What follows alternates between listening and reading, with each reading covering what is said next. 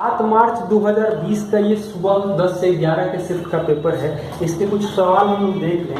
पहला सवाल दिया है, कुछ सवालों को मैं डाटा लिख दिया हूँ और बाकी जो सवालों का डाटा कम है उसको मैं आगे आपको बताता चल रहा हूँ।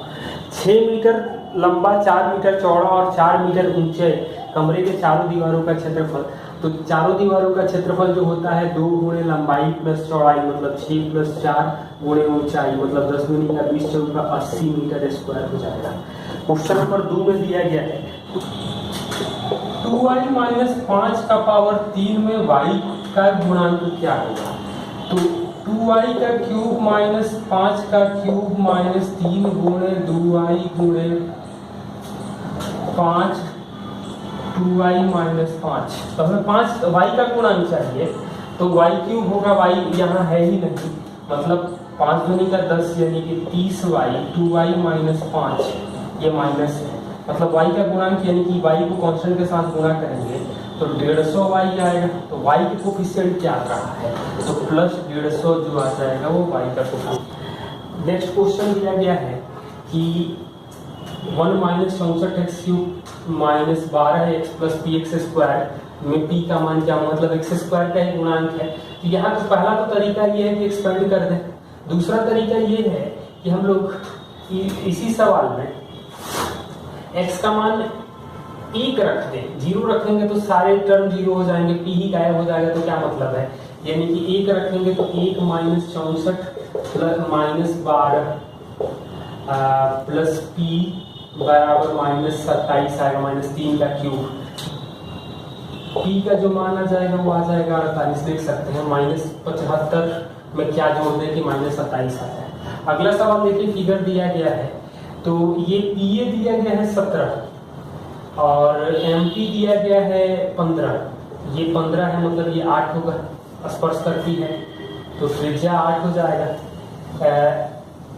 BQ दिया है 10, BQ ये 10 दिया गया है, NQ 8 दिया गया मतलब ये 6 तो ये 6 होगा। तो AB की जो लंबाई आ जाएगी वो आ जाएगी 14 सेंटीमीटर। अगला क्वेश्चन नंबर 5 में दिया गया है 2 कारें A और B दिल्ली से 8:30 बजे और 9 बजे शिमला के लिए 40 और 50 की गति से चलती हैं तो कितनी दूरी पर एक साथ होगी। तो दूरी के लिए होगा दूरी बराबर होगा 40 गुणे 50, चाल का अंतर 10, समय का अंतर आधा घंटा तो 10 दूनी का 20 कटेगा 2 यानी कि टोटल दूरी आ जाएगा 100 किलोमीटर। और भी तरीका था। क्वेश्चन नंबर 6 दिया गया है, इसका मान क्या होगा। तो 8 में 2 से भाग देंगे तो 4 3 12 यानी कि 9 माइनस 12 यानी माइनस 3 तो 3 माइनस 3 करेंगे तो आ जाएगा हमें 6। क्वेश्चन नंबर 7 में दिया गया है कि 1 minus 2 sine square theta cos square theta upon sine power 4 plus cos power 4 minus 1 का मान क्या होगा। और ऑप्शन दिया गया है तो हम लोग थीटा का मान 45 रख सकते हैं। तो हमें 45 रखने पे क्या मिलेगा तो 1 माइनस 2 गुणे 1/2 गुणे 1/2 बटा में 1/4 प्लस 1/4 माइनस 1 मतलब 1/2 1/2 बटा 1/2 माइनस 1 यानी 1 माइनस 1 यानी कट के तो 0 आ जाएगा। कि 11,664 में 18 पंखे बेचने पर 10% हानि होती है मतलब है साफ 90% आ रहा है 11,664 बटा में 18 10% लाभ पाने के लिए मतलब 110%। 17,424 में कितने पंखे बेचना होगा मतलब 17,424 बटा में x तो परसेंटेज एक 0 कटेगा मतलब 9/11 बराबर 11,664 इंटू x 18 गुणे 17,424 4 2 आ जाएगा, भाग दे देंगे तो x का मान आ जाएगा 242 में तो 22 आ जाएगा। क्वेश्चन नंबर 9 में दिया गया है एक चक्रीय चतुर्भुज है, ये 100 दिया गया है, c क्या होगा तो ये 80 होगा, इसमें तो कोई सोचना ही नहीं है। क्वेश्चन नंबर 10 ध्यान से देखिए आप लोग क्या 10 पुरुष या 12 औरतें काम को 10 दिन में करती हैं मतलब एलसीएम जो आ जाएगा वो 60 आएगा, 6 और 5 क्षमता होगी तो 60 गुणे 10 यानी कि टोटल काम 600 है करना है तो 30 और 10 यानी 40 से भाग देंगे तो 15 दिया जाएगा। क्वेश्चन नंबर 11 दिया गया है 151 स्क्वायर माइनस 149 स्क्वायर मतलब एक बार जोड़ देंगे तो 300 आएगा, घटा देंगे तो 2 यानी गुणा करेंगे तो 600 आ जाएगा। क्वेश्चन 12 दिया गया है 50,000 रुपए की राशि 2 साल में साधारण है, 50,000 रुपया 2 साल में एसआई आ रहा है हमें 4,000, तो 2 साल का सीआई कितना होगा? तो 2 साल में सीआई आ रहा है 4,000, मतलब 1 साल में 2,000 आएगा। तो 2,000 जो है वो 50,000 का कितना प्रतिशत होगा? तो 2 जीरो कटेगा, यानी कि 4% आएगा। 4% हम लोग 2 बार अप्लाई करेंगे सीआई में, मतलब 8.16।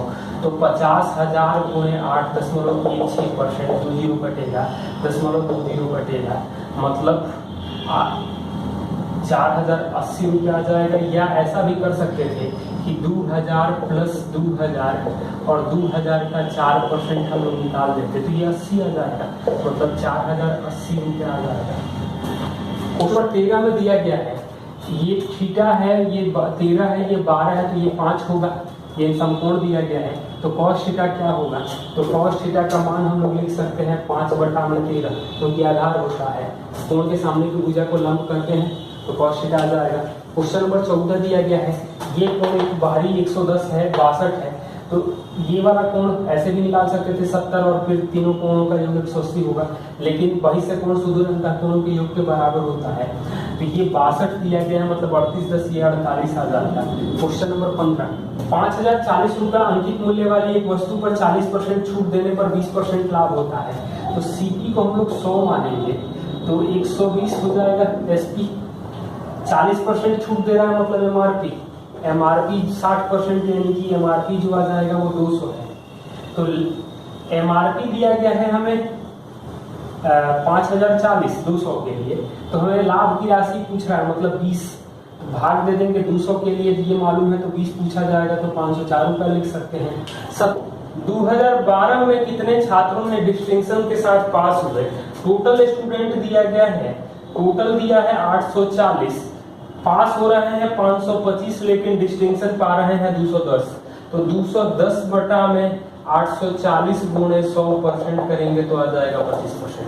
17 में यहाँ दिया गया है, टीचर्स की एज दे रखी है 20 से 25, 25 से 30, 30 से 35, 40, इस तरह से हमें दिया गया है 50 से 55 तक, और संख्या दिया गया है। तो पूछ रहा है कि 40 से कम वाले कितने हैं? तो 40 से कम वाले हैं 2, 3, 5, 5, 10, 2, 12 शिक्षक हैं जो 40 से कम के हैं। नंबर 18, 5 क्रमागत विषम संख्याओं का औसत m है, अगले 3 विषम संख्याओं को शामिल कर लिया जाए तो औसत में कितने की वृद्धि होगी?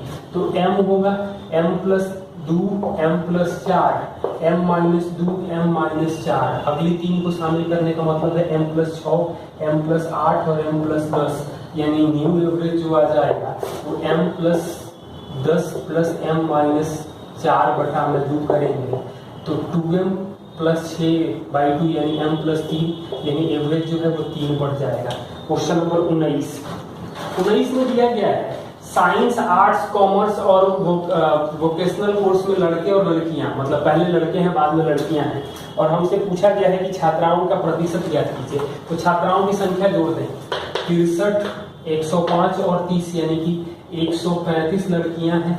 टोटल जनसंख्या तो 32, 60, 60 और 55, 115, मतलब कि 250, तो 100% करेंगे तो ये आ जाएगा 54%। क्वेश्चन नंबर 20 क्या दिया गया है? ए और बी, ए बी का अनुपात 3:5 है और बी सी का अनुपात दिया गया है 2:3। ए बी सी करेंगे तो 6:10:15 आ जाएगा।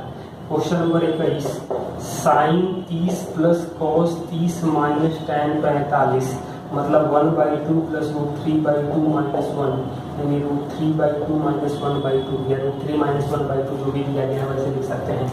क्वेश्चन नंबर 22, एक परीक्षा में 31% अंक पाया और 16 अंकों से फेल हो गया। 40% अंक पाया होता तो पास से 56 अंक का अधिक होता, तो पास होने के लिए कितने नंबर की जरूरत है? तो परसेंटेज का डिफरेंस है 9% और नंबर का डिफरेंस है 72, मतलब 1% आ जाएगा 8। तो पास होने के लिए नंबर चाहिए वो 31% प्लस 16, मतलब 248 प्लस 16, यानी 264 नंबर हो जाएगा। क्वेश्चन नंबर 23 दिया गया है, 925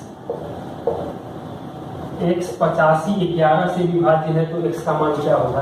तो 5, 2, 7, 7 + x 9 5 14 8 22 22 है, और ये 7 + x है, मतलब x का मान 4 आ जाएगा।